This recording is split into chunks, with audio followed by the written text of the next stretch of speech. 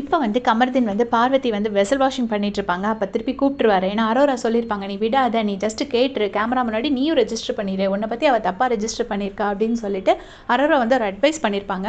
அதனால் நேராக போயிட்டு பார்வை பிடிக்கிறாரு. பிடிச்சி இங்கே வா, எனக்கு பேசணும் 2 நிமிஷம்னே. டே இல்லைடா அப்படிடா இப்படிடான்லாம் சொன்னாங்க. பட் கூட்டிகிட்டு வந்துட்டாங்க.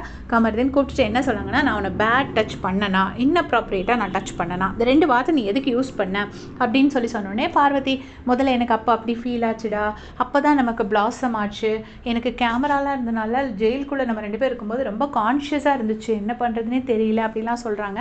ஜெயிலில் வந்து கமர்தீன் மேலே தோளில் சாஞ்சிட்டு இருந்ததே பாரு தான். பட் இப்போ வந்து அது அப்படியே ஆப்போசிட்டாக சொல்கிறாங்க, எனக்கு ரொம்ப கான்ஷியஸாக இருந்தது, கேமராலாம் இருந்துச்சு, அதனால நான் சொல்லிட்டேன், நான் சொன்ன ஆள் தப்பு அப்படின்னு ஃபஸ்ட்டு திவாகர் மேலே ஒரு பழியை போட்டாங்க. அதுக்கப்புறம் என்ன சொன்னாங்கன்னா, நான் தெரியாமல் சொல்லிட்டேன், நான் திவாகர் கிட்டே அதை ஷேர் பண்ணது தப்பு, ஆக்சுவலாக அது எல்லாமே வேர்ட் ப்ளே, எல்லாரும் அதை ஃபாலோ பண்ணுவாங்களா இல்லையான்னு எனக்கு தெரியல, நான் திவாகர் கிட்டே அதை ஷேர் பண்ணது தப்புனாலுமே அதுக்கு அர்த்தம் என்னென்னா நடந்துச்சு, நான் அதை ஷேர் பண்ணது தான் தப்பு அப்படிங்கிறது அர்த்தம்.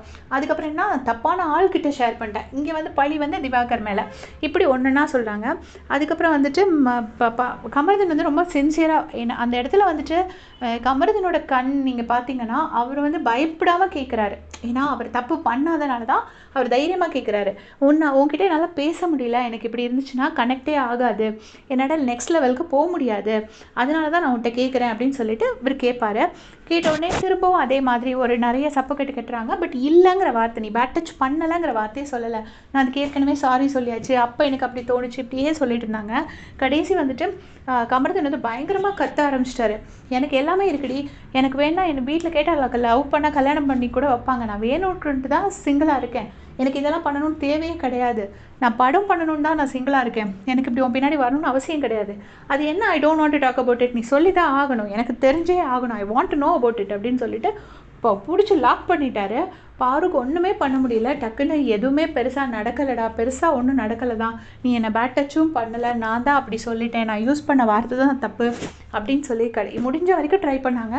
கடைசி கமர்தீன் வந்து கிடுக்குப்படியாக பிடிச்சிட்டாப்புல, வேறு வழி இல்லை, கடைசி ஒத்துக்கிட்டு அதுக்கப்புறமா என்ன சொன்னாங்கன்னா, நான் விமன் கார்டெல்லாம் தூக்கலடா, விமன் கார்டுனா என்னன்னு கூட எனக்கு தெரியாது, இந்த பேபி ஹவுஸில் என்ன பண்ணால் சர்வை பண்ணலான்னு கூட எனக்கு தெரியாது அப்படின்னு சொன்னாங்க.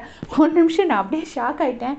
அப்படி சொன்னாங்க, என்ன பண்ணி இந்த பிக் பாஸ் ஹவுஸில் இதை சர்வை பண்ணணும்னு கூட எனக்கு தெரியாதுடா, நான் அப்போ நடந்தது தான்டா சொன்னேன் அப்படின்னு சொல்லிட்டு சொன்னாங்க. அப்புறமா கமர்தீன் ஓகேன்னு சொல்லிட்டாரு. இதே மாதிரி அப்படியே செஞ்சுக்க சேனல் சப்ஸ்கிரைப் பண்ணிக்கோங்க. தேங்க்ஸ் ஃபார் வாட்சிங்.